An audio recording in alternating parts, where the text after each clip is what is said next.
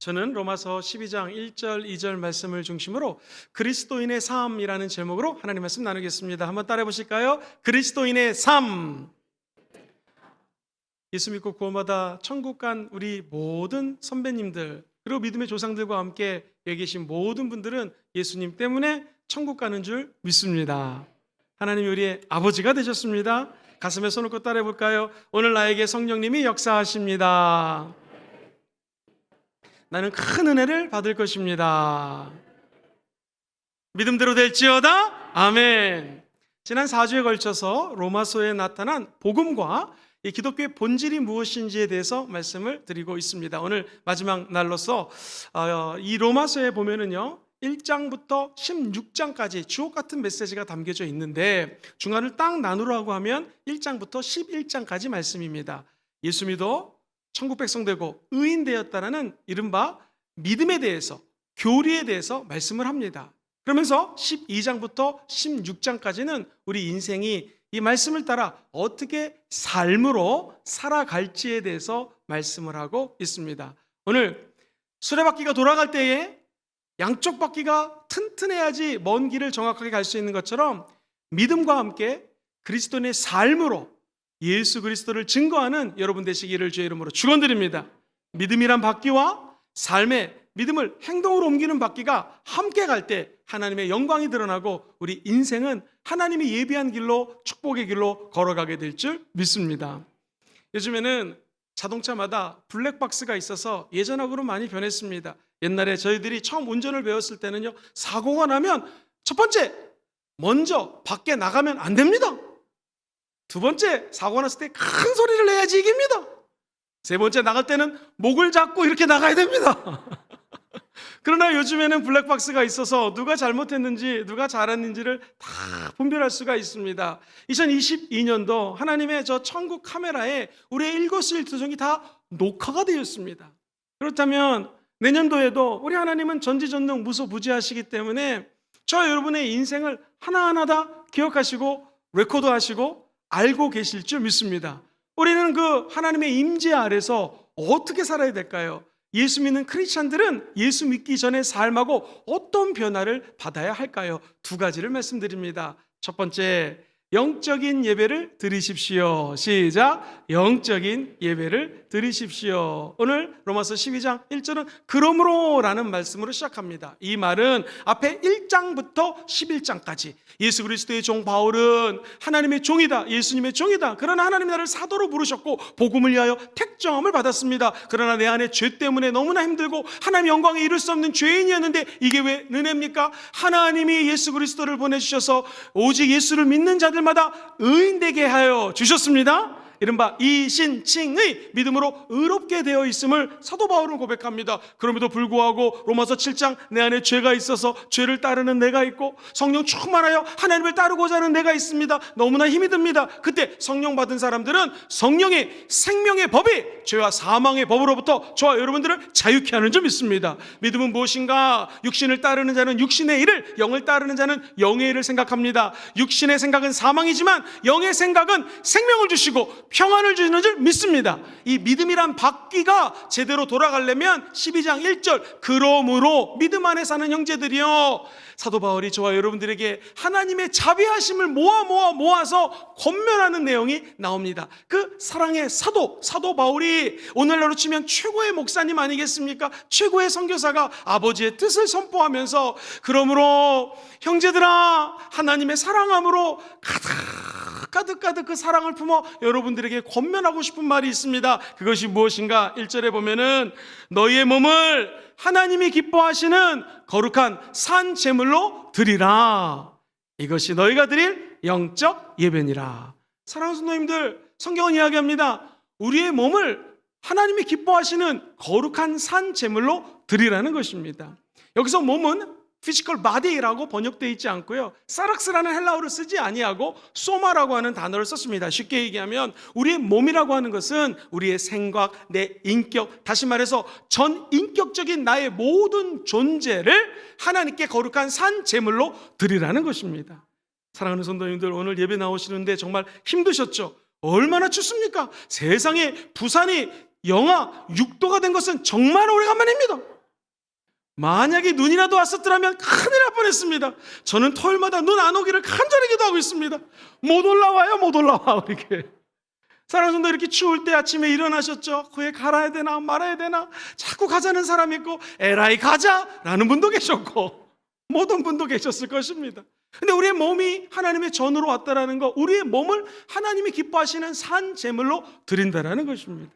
하나님은 저와 여러분들의 몸을 살아있는 하나님 앞에 산 제물로 드리는 것을 가장 기뻐하신다라는 것입니다. 이것이 바로 영적인 예배입니다. 영적인 예배하면 우리가 떠오르는 것이 뭐 방언을 하고 성령 충만하고, 맞습니다. 이것도 영적인 예배지만 원래 이 헬라어 언어로는요, reasonable, 그러니까 합당한 예배, 합리적인 예배, 굉장히 논리적인 예배라는 것입니다. 그러니까 마땅히 해야 될 것이 무엇인가, 저와 여러분들의 몸을 하나님이 기뻐하는 산 제물로 드리라는 거예요.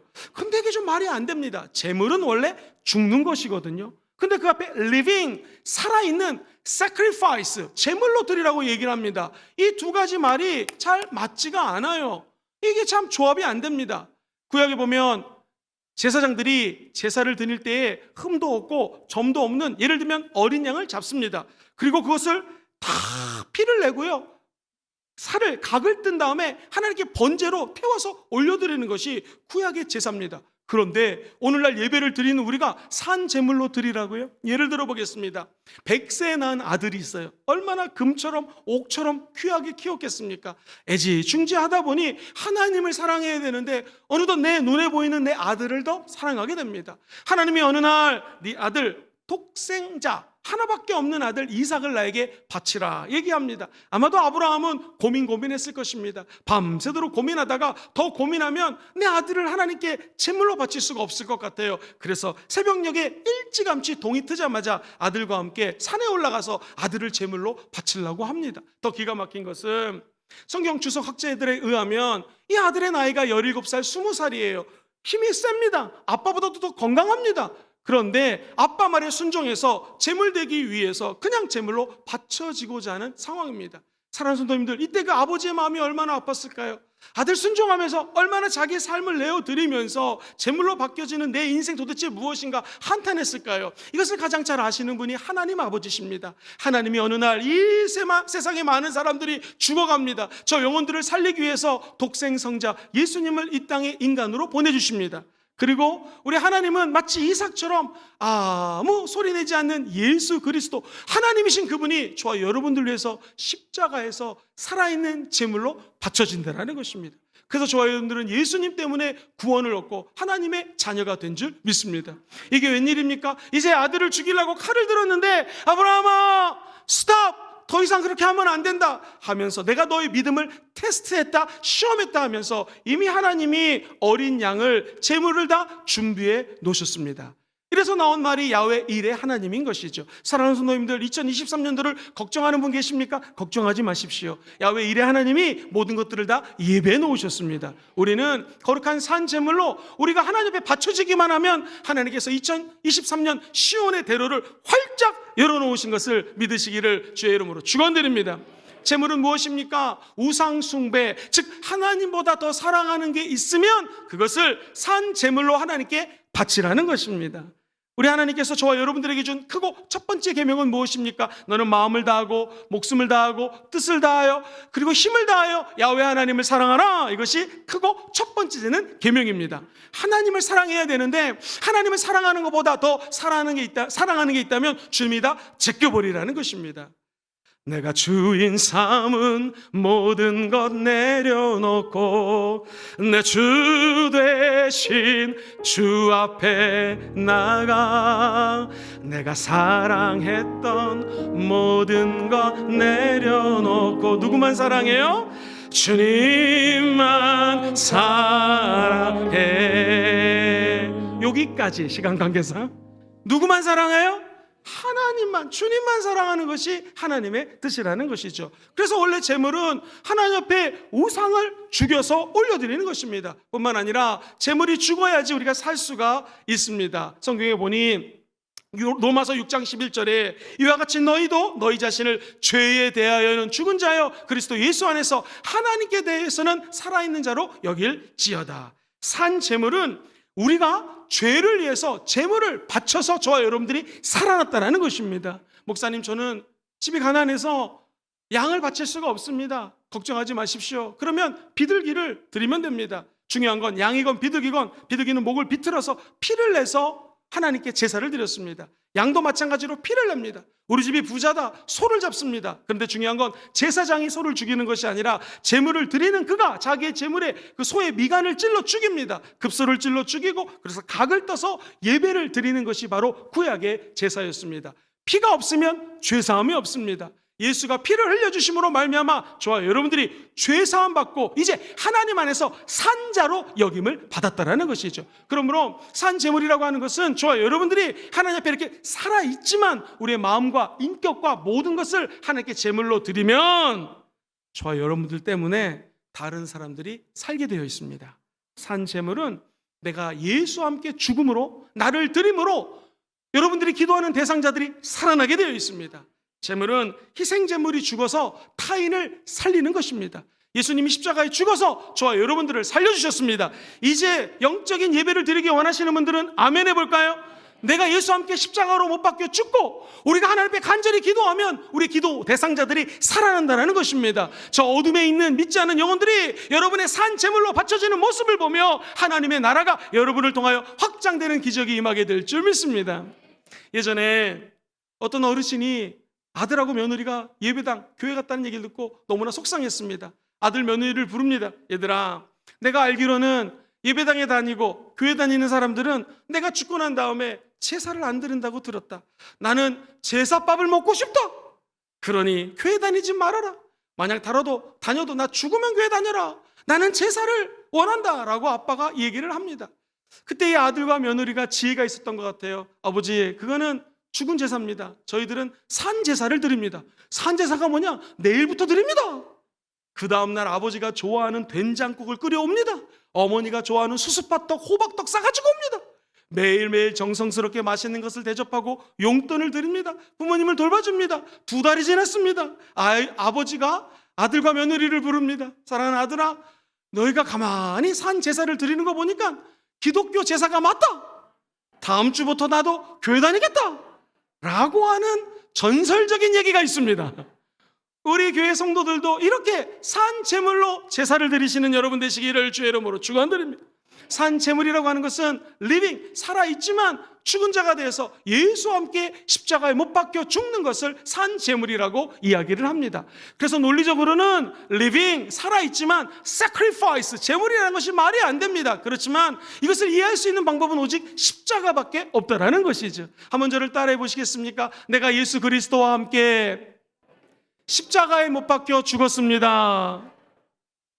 그런 적이 이제 우리가 사는 것이 아니라 우리 안에 계신 예수님이 사는 것이죠. 이것을 우리 쉬운 성경에는 이렇게 번역을 했습니다. 같이 한번 읽어보죠. 시작. 나는 그리스도와 함께 십자가에 죽었습니다. 이제는 내가 사는 것이 아니라 내 안에 계신 그리스도께서 사시는 것입니다. 내가 지금 내 몸 안에 사는 것은 나를 사랑하셔서 나를 구원하시려고 자기 몸을 바치신 하나님의 아들을 믿는 믿음으로 어떻게 하는 거예요? 사는 것입니다. 사랑하는 성도님들, 예수님 때문에 구원받고 죄사함 받고 천국 가는 거 믿으십니까? 이게 믿음이에요. 로마서 1장부터 11장, 이제 그 믿음으로 사셔야 됩니다. 양쪽 바퀴가 굴러가야지 먼 곳까지 안전하게 도착할 수 있는 것처럼 믿음과 예수를 믿는 삶의 바퀴가 그리스도 안에서 잘 굴러가시게 되기를 주의 이름으로 축원드립니다. 우리의 삶이 무엇입니까? 하나님이 기뻐하시는 거룩한 산 제물로 우리를 드리는 것입니다. 이것이 영적인 예배입니다. 합당한 예배라는 것이죠. 지난 1년 동안 예배 드시느라고 수고 많이 하셨습니다. 코로나인데도 불구하고 예배당에 나와 또 하나님께 간절히 기도한 여러분들의 그 모든 기도 제목들을 하나님이 응답하여 주실 줄 믿습니다. 근데 중요한 건 무엇입니까? 내년도에도 예배를 드려야 됩니다. 천국 갈 때까지 예배 드려야 됩니다. 예배 드릴 때마다 하나님은 저와 여러분들의 존재를 받으시기를 원한다라는 것입니다. 사랑하는 성도님들, 산 제물이라고 하는 것은 내가 드리는 헌금, 내가 드리는 물질뿐만 아니라 나의 존재 자체를 주님이 받으시기 원한다라는 것입니다. 가인이 있었고 아벨이 있었습니다. 하나님께서는요, 한 사람의 재물은 받으셨고 다른 사람의 재물을 받지 않았습니다. 그것을 창세기 4장 3절 이하에는 이렇게 적고 있습니다. 자, 보십시오. 세월이 지난 후에 가인은 땅의 소산으로 재물을 삼아 야훼께 드렸고, 아벨은 자기도 양의 첫 새끼와 그 기름으로 드렸더니, 같이 읽어볼까요? 시작. 야훼께서 아벨과 그의 재물은 받으셨으나 가인과 그의 재물은 받지 아니하신지라. 저를 보십시오. 가인과 그의 재물은 받지 않았습니다. 즉 가인이라고 하는 사람과 그의 재물은 안 받으셨고, 아벨이라고 하는 그 사람 존재 자체와 재물은 받았다라는 것입니다. 오늘 저와 여러분들이 예배 드릴 때 하나님은 우리의 헌금만을 받으시는 분이 아닙니다. 우리의 11조만을 받으시는 분이 아닙니다. 저와 여러분의 삶 자체를 받으시기 원한다라는 것이죠. 그것이 거룩한 산 재물로 하나님께 올려드리는 것을 의미합니다. 이제 눈을 뜨면 월요일부터 새 주가 시작됩니다. 아니, 오늘부터 하나님 앞에 새로운 주가 시작이 되었습니다. 어떻게 살아야 될까요? 시간마다 순간마다 때마다 우리의 삶을 하나님께 산 제물로 드려지는 것이 영적인 예배입니다. 내일 회사에 출근하시면, 학교에 가시면, 또 주부들은 가정에서 아이들을 만날 때에 저와 여러분들이 예수와 함께 산 제물로 죽게 되기를 주의 이름으로 축원드립니다. 죽으면 삽니다. 시작. 죽으면 삽니다. 이것이 기독교의 진리입니다. 세상 사람들은 살라고 바둥거리지만 우리 예수 믿는 사람들은 예수와 함께 죽는 것입니다. 목사님, 나는 죽을 때 멋지게 죽을랍니다. 아닙니다. 죽을 때는 그냥 십자가와 함께 처저히 죽으십시오. 나의 연약함, 나의 죄성, 나의 부족함, 이 모든 것들을 십자가와 함께 산 제물로 드려지는 것이 기독교인의 삶이라는 것입니다. 예수 믿는 사람들의 변화는 돌발적이지가 않습니다. 조금씩 변한다라는 것이죠. 예수와 함께 죽었다고 해서 갑자기 변하지는 않습니다. 어제 담배를 10가치 피던 사람들은 오늘 9가치로 줄이면 됩니다. 별로 감동이 없으시네요.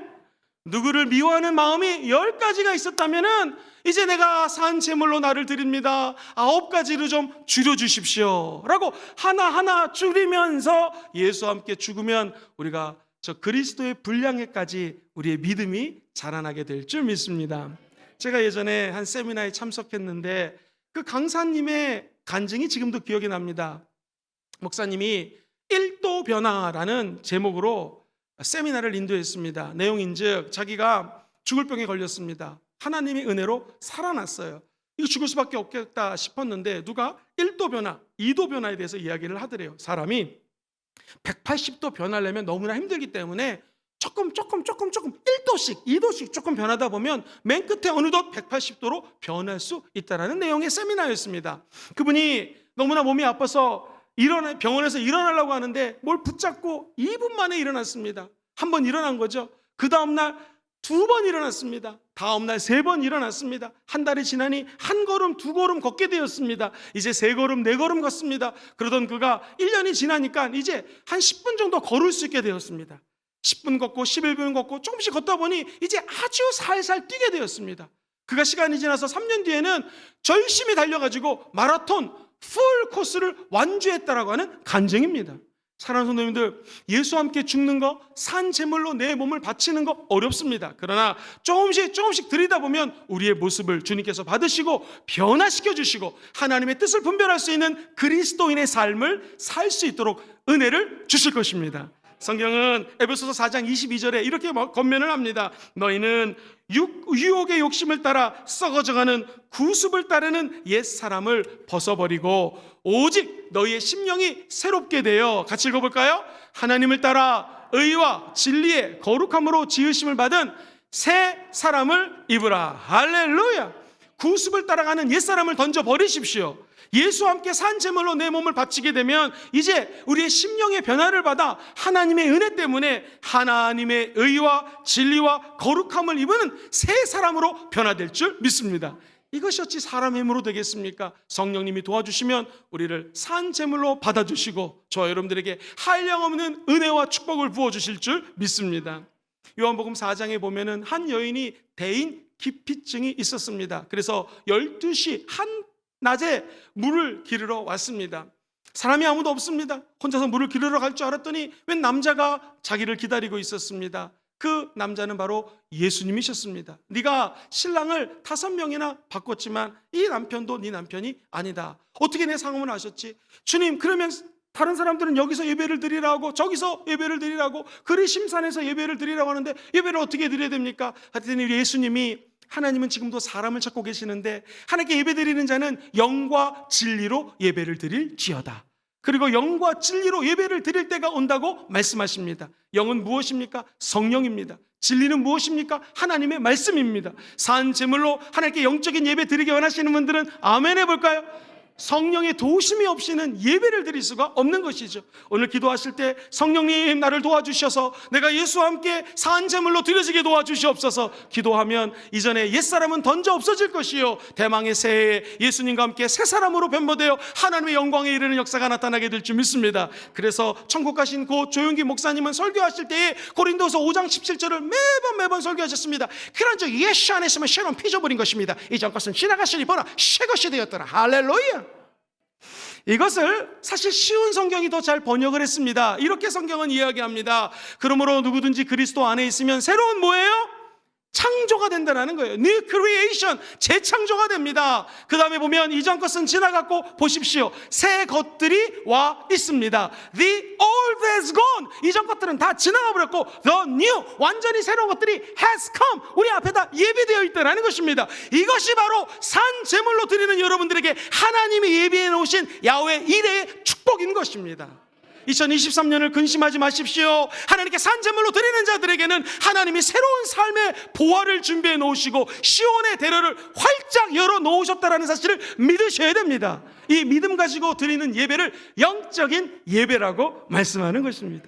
두 번째, 우리 예수 믿는 사람들은 어떻게 살아야 합니까? 그리스도인의 삶은 이제 하나님의 뜻을 분별하셔야 합니다. 같이 읽어보죠. 시작. 하나님의 뜻을 분별하십시오. 성경에 보니 12장 2절에 이렇게 하나님의 말씀을 선포합니다. 너희들은 이 세대를 본받지 말고 오직 마음을 새롭게 함으로 변화를 받아 하나님의 선하시고 기뻐하시고 온전하신 뜻이 무엇인지 분별하도록 하라. 사랑하는 성도님들, 이 세대를 본받지 마십시오. 왜냐하면 이 세대는 늘 변합니다. 이 세대는 확실한 것이 없습니다. 이 세대는 여러분들을 끝까지 책임져 줄 수가 없습니다. 그러나 하나님의 말씀을 따라 걷는 자들에게는 하나님을 닮아가는 기적이 일어나게 될 줄 믿습니다. 이 세대를 따르지 마시고 오직 마음을 새롭게 함으로 변화를 받을지어다. 첫 번째, 영적인 예배를 드리는 사람은 이 세대를 본받지 않습니다. 두 번째, 마음의 변화를 받습니다. 우리는 마음이 여기라고 얘기를 하는데 대부분의 헬라어와 영어 성경에는 마인드입니다. 생각의 변화를 받으십시오. 그러면 하나님께서 저와 여러분들의 인생의 변화의 밧줄을 던져준다는 것입니다. 한번 따라해 볼까요? 나는 이 세대를 본받지 않겠습니다. 생각의 변화를 받겠습니다. 그리고 하나님의 뜻을 분별하겠습니다. 이제 하나님의 뜻을 분별하기 원하시는 분들은 한번 아멘 해볼까요?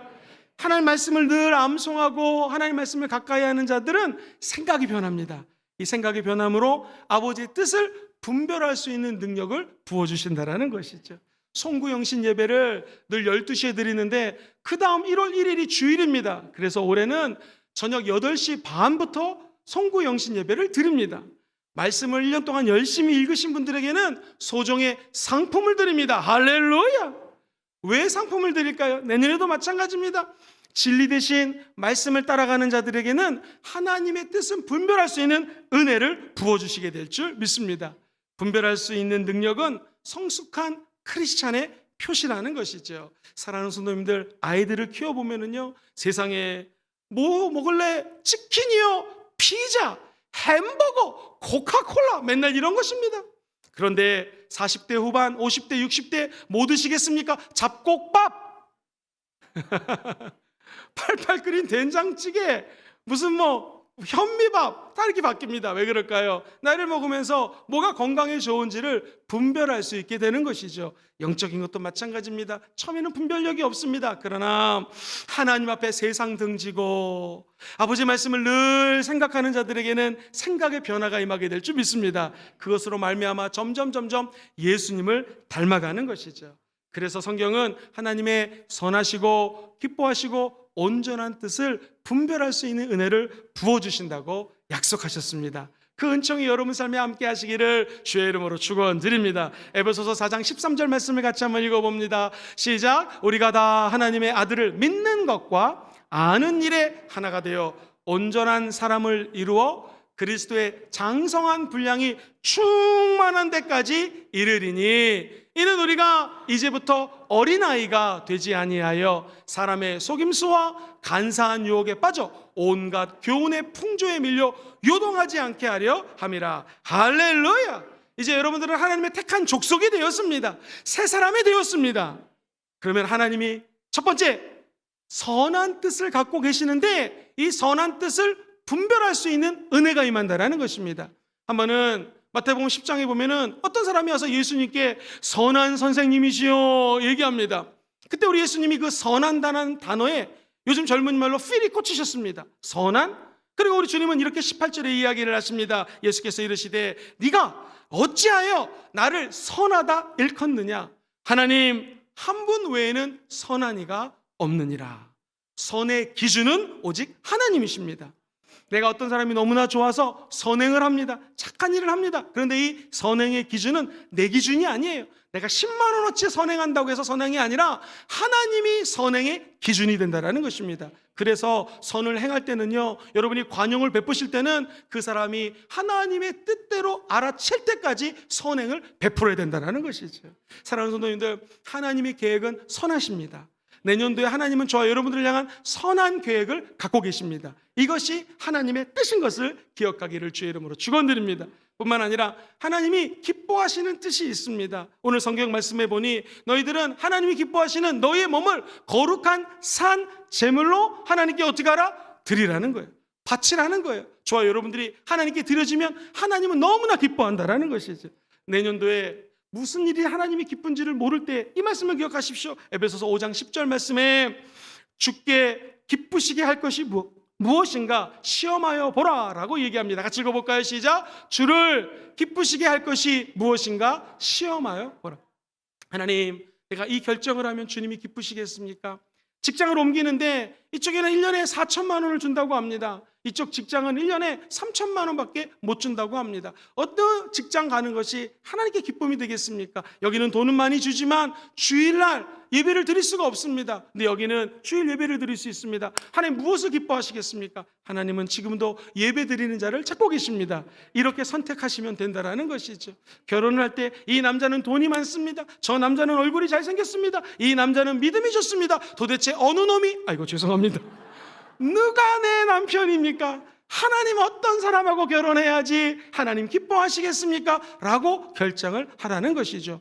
내년에도 수없이 많은 난제들이 우리 눈앞에 펼쳐져 있을 것입니다. 그때마다 하나님 어떻게 하면 내가 하나님의 기쁨이 되고 하나님이 기뻐하시는 결정을 할 수 있겠습니까? 하나하나 성령님을 의지하여 여쭤보시게 되기를 주의 이름으로 축원드립니다. 다윗이 가장 인생의 전성기를 누렸을 때는 싸움을 할 때 하나님 싸울까요 말까요? 내가 골리앗을 쳐서 죽이는 것이 하나님의 뜻입니까? 하나님 기뻐하십니까? 너는 칼과 단창으로 나오지만 나는 야훼 하나님의 이름으로 나아간다. 그가 하나님을 찾고 하나님을 기쁘시게 했을 때에 인생의 전성기가 다가옵니다. 우리도 2023년도 우리 교회 전성기가 다가올지어다. 여러분 개인의 삶에도 하나님이 주시는 전성기가 다가올지어다. 어떻게 할 때요? 하나님이 무엇을 기뻐할지, 기뻐하시는 뜻이 무엇인지를 성령님께 기도하시고 간구하는 여러분 되시기를 주의 이름으로 축원드립니다. 내가 오늘 이 바이어를 만나서 물건을 1,000만 원치 팔 수 있습니다. 그런데 하나님이 기뻐하지 않으면 안 하는 것이 하나님의 뜻이라는 것이죠. 여기 가면 오히려 손해를 봅니다. 그러나 하나님이 이 사람을 만나라고 하면 만나는 것이 하나님의 뜻이라면 순종할 때 하나님은 더 큰 은혜를 부어 주신다라는 것이죠. 한번 따라해 볼까요? 하나님의 선하신 뜻, 기뻐하신 뜻, 이 두 개로 만족하시면 안 됩니다. 성령님은 우리 안에 들어와서 하나님의 온전한 뜻을 이룰 수 있도록 도와주신다라는 것이죠. 그래서 영어 성경에는요, good will, 좋은 뜻, pleasing will, 하나님 기뻐하시는 뜻, 이것보다 중요한 것이 perfect will이라고 번역이 되어 있어요. 온전한 뜻이 있다라는 거예요. 2023년 일로 갈 수도 있고 저기로 갈 수 있을 때에 성령님께 기도하셔서 하나님의 온전한 뜻을 이루어드리는 여러분 되시기를 주의 이름으로 축원드립니다. 그런데 이것이 어찌 사람의 힘으로 가능하겠습니까? 불가능합니다. 그래서 저와 여러분들에게 필요하신 분이 바로 성령 하나님인 줄 믿습니다. 아버지의 뜻을 분별하기 원하시는 분들은 아멘 해볼까요? 성령의 불을 꺼뜨리지 마십시오. 차갑든지 뜨겁든지 하라는 것은 신앙에는 미지근한 게 없습니다. 신앙은 성장하거나 퇴보하거나 둘 중에 하나입니다. 주 예수께로 자라나거나 마귀 시험에 들거나 둘 중에 하나입니다. 오늘 예배에 참석하신 여러분들은 하나님의 뜻을 받들어 2023년도에는 영이 자라고 혼이 자라고 육이 자라고 강건해지는 축복이 그리스도 안에서 함께 하시기를 주의 이름으로 축원드립니다. 목사님, 하나님의 뜻을 한마디로 좀 정리해 주시겠습니까? 한다면 데살로니가전서 5장 16절 이하에 아주 잘 표현되어 있습니다. 같이 암송할까요? 시작. 항상 기뻐하라, 쉬지 말고 기도하라, 범사에 감사하라. 이것이 그리스도 예수 안에서 너희를 향하신 하나님의 뜻이니라. 할렐루야. 성령과 함께 예배를 드리면 슬픈 마음이 있다가도 이 예배 드리고 나면 기쁨이 넘치게 됐습니다. 그래서 항상 기뻐할 수 있는 것이죠. 우리가 기도할 수 있는 동력, 힘을 어디서 얻습니까? 예배 드릴 때마다 성령이 감화 감동 주시면은 시간마다 순간마다 하나님의 아들 예수 그리스도를 그리워하게 되는 것이죠. 이것이 기도입니다. 하나님을 그리워하며 그의 이름을 부르는 것, 항상 기뻐하며 쉬지 말고 기도할 수 있는 것, 성령이 감화 감동 주셔야 된다는 것이죠. 어떻게 사람이 맨날 감사할 수가 있겠습니까? 성령님이 감동을 주시면 범사에 감사하는 모든 상황 속에서도 예배 드릴 수 있는 예배자들이 되게 될 줄 믿습니다. 이것이 여러분들을 향한 하나님의 뜻이라는 것이죠. 사람들이 이 18절까지 말씀은 잘 암송합니다. 그런데 그 다음 절 말씀을 잘 몰라요. 자, 19절 말씀 큰 소리로 읽어보겠습니다. 시작. 성령을 소멸하지 말며, 영어 성경에는 성령의 불이 있는데 이 성령의 불을 다른 엉뚱한 곳에 두지 말라라는 것입니다. Do not put out spiritual fire. 오늘 성령의 불이 임할지어다.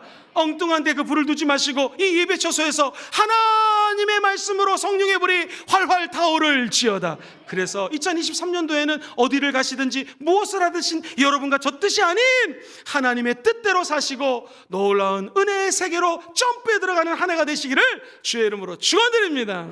말씀을 정리합니다.